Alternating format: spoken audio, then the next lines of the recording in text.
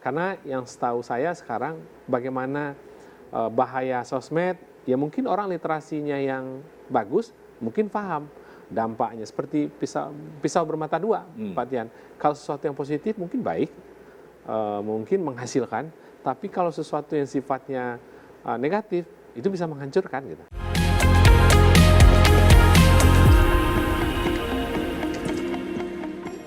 Seruan boikot produk-produk yang terkait dengan Israel. Betul. Konon kabarnya secara ekonomi cukup signifikan memukul bisnis produk yang disebut terkait dengan ya. Negara Israel. Saya kira memang cukup mengerikan ya dampaknya ya. Betul. Cukup mengerikan. Oke, ini artinya kalau kita kaitkan lagi dengan pemilu, mestinya literasi dan penegakan hukum itu dua hal yang harus Dijalankan. jalan bersama ya. Nah, menurut Anda dua-duanya udah cukup bagus nggak jalannya? Kalau sampai saat ini menurut saya belum terlalu dalam.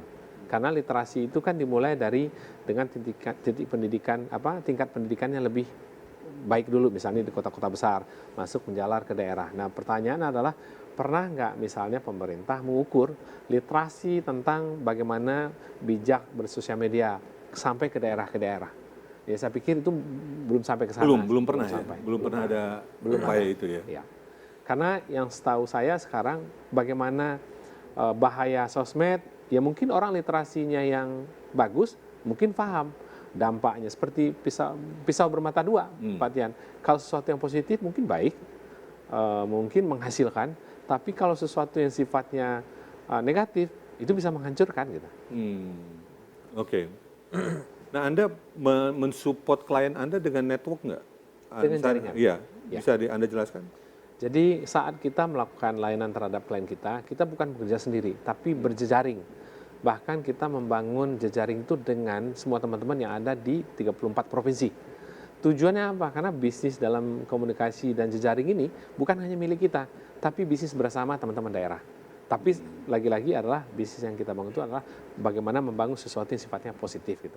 Misalnya tadi yang UKM, bisa Anda contohkan nggak seperti apa? Ada nggak contoh yang pernah Anda lakukan dari mulai riset sampai penyebaran promosi ke berbagai daerah dengan menggunakan jejaring ini? Ya, contoh kita melakukan kegiatan pelatihan UMKM yang ada di Kediri. Nah, kita melakukan riset bagaimana UMKM sana terliterasi nggak tentang digital. Bagaimana membangun rekam jejak mereka secara digital, mengikutilah bagaimana UMKM itu memahami dunia atau journey konsumen. Dunia konsumen itu saat melihat mereka, memahami mereka, mengetahui mereka itu dari mana dimulai.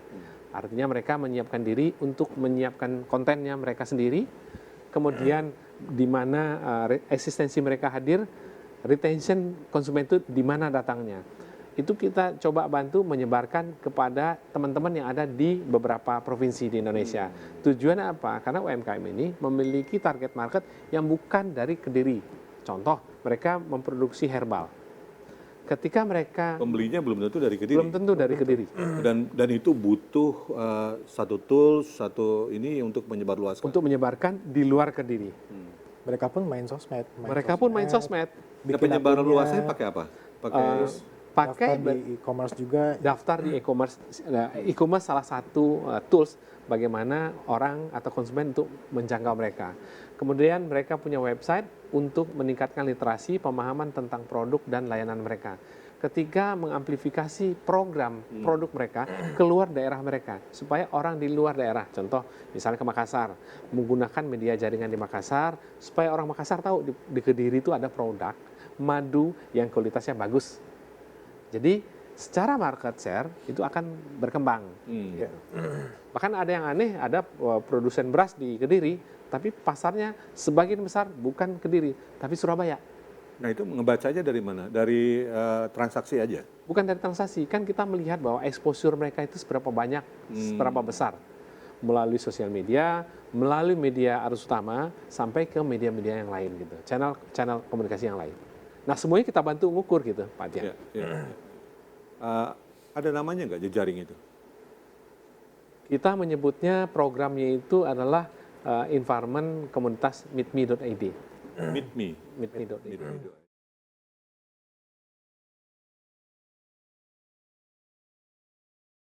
Oke, mungkin selanjutnya masih kita coba kaitkan dengan pemilu.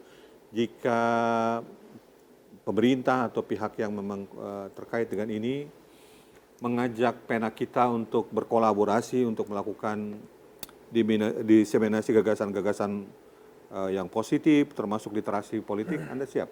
Pena kita siap? Selama tujuannya untuk kemaslahan bangsa Kemaslahatan, Indonesia, Baik, positif. positif, insya Allah kita siap. Oke. Secara gambaran apa yang akan dilakukan? Apakah memproduksi konten-konten positif atau membangun kemampuan untuk memahami atau apa? Secara gambarannya. Secara framework sebenarnya kita udah sempat brainstorm dan kita siapkan ada framework yang bisa dijalankan itu baik untuk caleg, partai, parpol ataupun pilpres, paslon kayak gitu Pak. Overall mulai dari penguatan Positioning brand. positioningnya dia kuatnya di mana, kurangnya di mana, yang itu bisa ditambah. Terus ada strategi grooming yang ini melibatkan media sama media sosial dan maintenance-nya itu harus jangka panjang. Terus yang terakhir targetnya nih, target audiensnya seperti apa, itu kita bisa kita rangkum jadi satu framework yang bisa diterapkan buat siapapun sebenarnya. Tinggal nanti tergantung arahnya mau kemana gitu ya Mas ya. Arahnya mau kemana, terus objektifnya apa, apakah langsung direct. Nah ini menarik ke sosial media ya, bisa ditarget ya. Bisa ditarget. Bisa ditarget ya. Bisa ditarget. Wilayah, kemudian Area, Area, gender. Nah ini yang secara konvensional costly ya, sangat butuh betul, biaya besar ya. betul. Karena harus survei dulu market, kemudian ya lakukan penelitian daerah, penelitian apakah dalam atau dangkal gitu kan, semuanya butuh cost gitu. Tapi yang Anda tawarkan ini betul-betul bisa memangkas ya, memangkas cost sampai berapa persen itu? Kalau seandainya menggunakan cara konvensional dibandingkan dengan tawaran yang based on digital ini. Mungkin secara kasarnya begini Pak Tian, ketika kita bicara tentang campaign gitu ya, kan banyak yang dilakukan teman-teman calon-calon legislatif gitu ya, apakah DPRD 1, 2 sampai ke DPR pusat. Selama ini kan banyak dilakukan adalah programnya sifat konvensional, audiensi. Audiensi tetap penting karena tentunya publik pengen tahu kandidat atau calon pilihannya mereka. Pertanyaan adalah bagaimana membuat strategi komunikasinya menjadi lebih efektif. Mungkin sebelumnya iklan atau ada reklame di mana-mana. Sekarang mereka mulai menghitung bagaimana cara menjangkau audiens mereka yang ada di daerah mereka. Dan bisa diukur. Bisa diukur. Misalnya contoh, mungkin di Indonesia Timur lebih banyak menggunakan Facebook. Ya. Lebih banyak menggunakan media-media yang berbasisnya di daerah sana. Atau ada lagi target bahwa target audiensnya mungkin saat pilpres nanti atau pilkada nanti kandidat atau warganya akan pulang kampung. Nah itu juga menjadi dasar bagaimana mereka buat kampanye dengan target-target suara yang ada di rantau gitu. Itu sih Pak Dian. Ya, udah ada yang mau tambahkan? Cukup ya. Cukup sih. Baik, kalau seandainya pemirsa ingin tahu lebih dalam tentang Pena kita, ada sosial media yang bisa disampaikan? IG-nya atau apa, misalnya web? Bisa informasi lebih lengkap tentang Pena kita bisa dilihat di penakita.id ataupun Penakita.id. penakita.id. Terus untuk tadi yang program khusus untuk UMKM itu ada di meetme.id. Itu platform atau produk khusus yang kita siapkan buat UMKM bisa menjangkau media. Nah, saya penasaran betul buat ingin tahu. publikasi media gitu. Karena itu penting sekali gitu. Ya. Yang kalau sosial media kita ya ada di Penakita ID, Instagram, di TikTok juga ada, gitu pun dengan meetme, meetme.id. Oke.